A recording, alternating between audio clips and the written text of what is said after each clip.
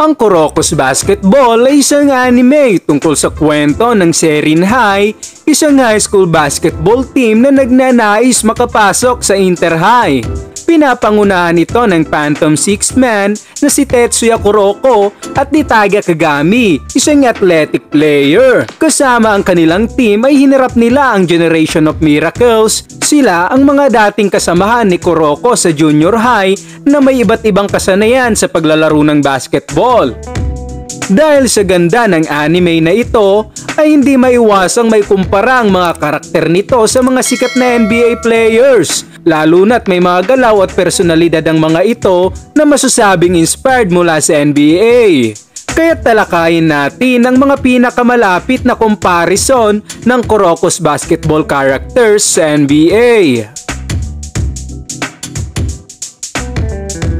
Unahin na natin si Ryota Kise, ang small forward ng Kaijo High at isa sa mga miyembro ng Generation of Miracles.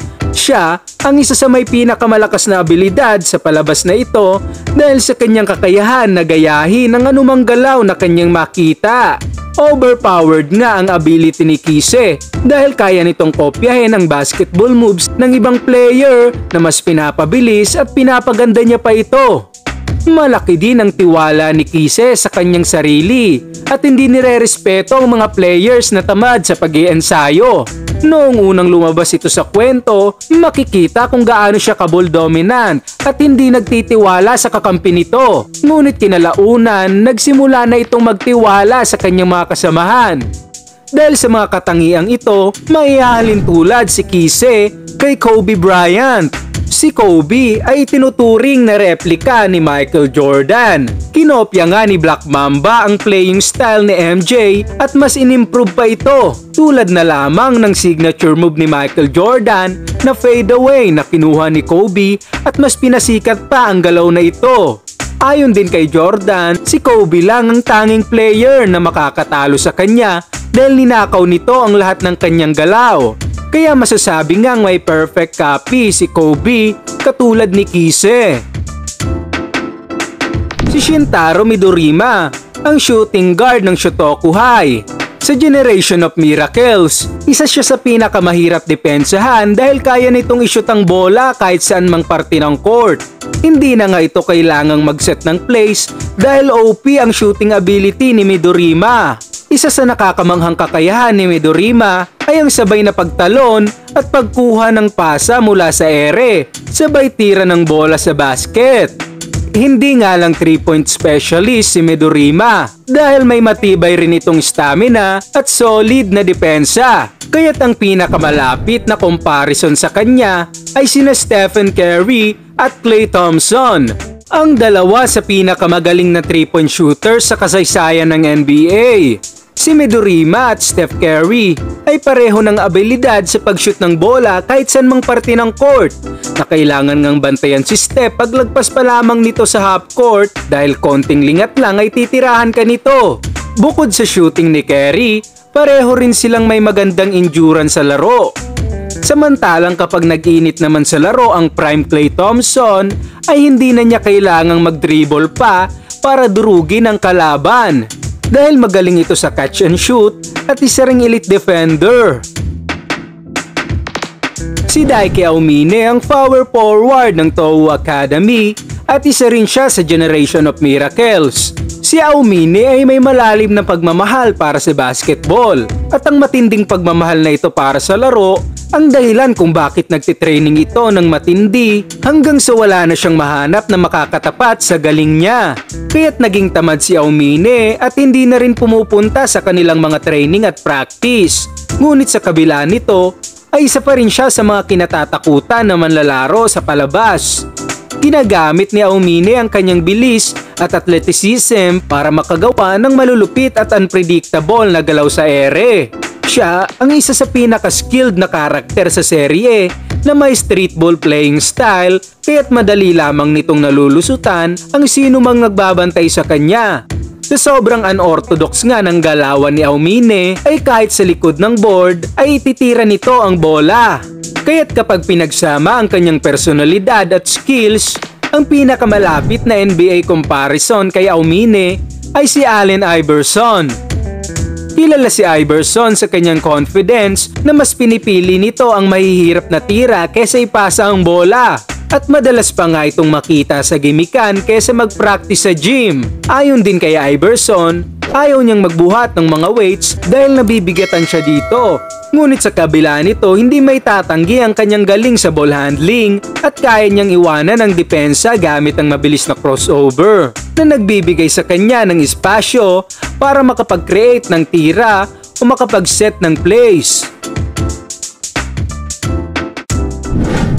Si Mura Sakibara ang sentro ng Yosen High at bahagi rin ng Generation of Miracles. Siya ang isa sa pinakamatangkad at pinakamalakas na karakter sa palabas.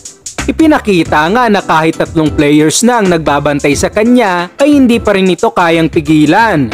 Dahil sa tangkad ni Mura Sakibara ay madali siyang nakakakuha ng rebounds, blocks at nakakagawa ng dunks. At kahit na malaki ang pangangatawan nito ay mabilis pa rin siyang nakakagalaw sa loob ng court. Pero dahil sa sobrang lakas nito ay hindi na nakakasabay sa kanya ang mga nakakatapat nito kaya't nawala ang motibasyon ni Mura Sakibara sa paglalaro. Dito ay tinamad na siya at hindi binibigay ang 100% niya sa bawat laro. Ginagamit nito ang kanyang puwersa para mag-dominate sa pinta tulad ng signature move niyang Thor's Hammer kung saan ay dinadakdak niya ang bola gamit ang buong lakas. Ang move na ito ay maihahalin tulad sa destructive dunks ni Shaquille O'Neal. Kaya naman masasabing si Shaq ang pinakamalapit na comparison sa kanya. Pareho nga nilang ginagamit ang kanilang laki at puwersa para itulak ang mga kalaban. At tulad ni Mura Sakibara, kahit na mabigat si Shaq, ay mabilis pa rin itong nakakagalaw sa loob ng court. Pareho rin silang tamad na manlalaro na maaaring mas matindi pa ang kanilang maipapakita kung ibinuhos lamang nila ang lahat sa ensayo at laro. Si Seijiro Akashi ang point guard at team captain ng Generation of Miracles. Kilala siya sa palabas bilang isang intimidating na karakter na may 2 katauhan. Ayaw ni Akashi na matalo sa kahit anong aspeto ng buhay. Gusto rin nito na siya'y sinusunod at nire-respeto. Kaya't kapag hindi ito sinusunod ng kanyang mga kakampi, ay agad siyang nagagalit. Kahit first year pa lamang ay naging team captain na agad ito ng Rakusan High na may mataas na standard sa kanyang leadership. Ang ability ni Akashi tulad ng Emperor's Eye ang dahilan kung bakit nababasa nito ang lahat ng galaw ng kanyang mga nakakaharap. Maihahambing si Akashi sa NBA point guard na si Chris Paul. Sila nga ang perfect comparison dahil sa kanilang playing style at personality. Pareho itong may genius level basketball IQ at mga point guard na hindi katangkaran ngunit bumabawi sa husay at talino sa laro. Ang elite ball handling skills ni Chris Paul na kayang bumasag ng depensa ay hawig sa mga ankle breaking moves ni Akashi. Si CP3 ay kayang magpatakbo ng isang team at may impact sa lahat ng koponan na kanyang napuntahan dahil siya nga ay mahusay sa pag-involve ng kanyang teammates, pagbasa ng depensa at umi-score sa mga crucial moments. Si Tetsuya Kuroko ang guard ng Serin High at kilala bilang Phantom Six-Man ng Generation of Miracles. Bagamat siya ang main character sa palabas, ay hindi naman siya kasing galing ng mga kasamahan nito sa Teiko Junior High. Hindi rin kapansin-pansin ang presensya ni Kuroko, kaya't ito rin ang dahilan kung bakit siya'y nagiging epektibo sa laro. Misdirection ang pangunahing abilidad ni Kuroko, isang phantom move kung saan tila nagiging invisible si Kuroko sa court, ang dahilan kung bakit madali itong nakakagawa ng plays para sa kanyang mga teammates. Bagamat limitado na ang kanyang skill sa ibang aspeto ng laro, mahusay rin naman ito sa pag-steal ng bola dahil na rin sa pagiging invisible nito. Ang NBA comparison ni Kuroko ay pinagsamang Jason Williams at Manu Ginobili. Si Jason Williams ay kilala sa kanyang mga entertaining na pasa, mahusay din sa pag-steal ng bola, ngunit ang kahinaan nito ay hindi ito ganoon kagaling na shooter. Samantalang ang bullet pass ni Manu Ginobili ay maihahalin tulad sa ignite pass ni Kuroko. Si Ginobili rin ay kilala sa kanyang no-look passes at solid defense. May mga nagsasabi rin naman na kahalintulad ni Kuroko si John Stockton dahil sa kanyang galing sa pag-assist at katulad ni Stockton ay nangangailangan din ito ng malakas na kakampi gaya ni Karl Malone na ganoon din si Kuroko kay Kagami. Si Taiga Kagami ang power forward ng Serin High. Hindi ito parte ng Generation of Miracles pero isa siya sa mga karakter na kayang makipagsabayan sa kanila. Sa unang parte ng palabas ay hilaw pa ang laruan ni Kagami, ngunit napaka-athletic nga nito at ang kanyang athleticism nga ang ginagamit nitong pangunahing advantage sa laro. Ngunit kinalaunan sa palabas ay mas naging well-rounded pa ang basketball skills ni Kagami. Ang masasabi namang pinakamalapit kay Kagami sa NBA ay si Blake Griffin at LeBron James. Ang Meteor Jam nga ni Kagami ay katulad ng ginagawang dunks ni Blake Griffin sa kanyang prime kung saan kahit malayo pa ito sa rim ay tatalon ito at ibabato ang bola ng buong puwersa papunta sa basket. Noong kabataan naman ni LeBron ay umaasa din lamang ito sa kanyang athleticism.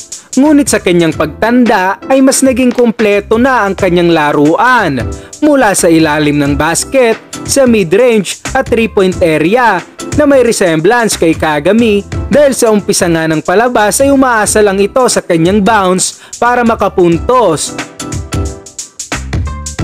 At yan lamang para sa bidyong ito mga boss. Anong masasabi mo patungkol dito? Sang-ayon ka ba sa ating comparison? Sino ang paborito mong karakter sa Kuroko's Basketball? I-komento mo na sa ating comment section at babasahin nating lahat yan.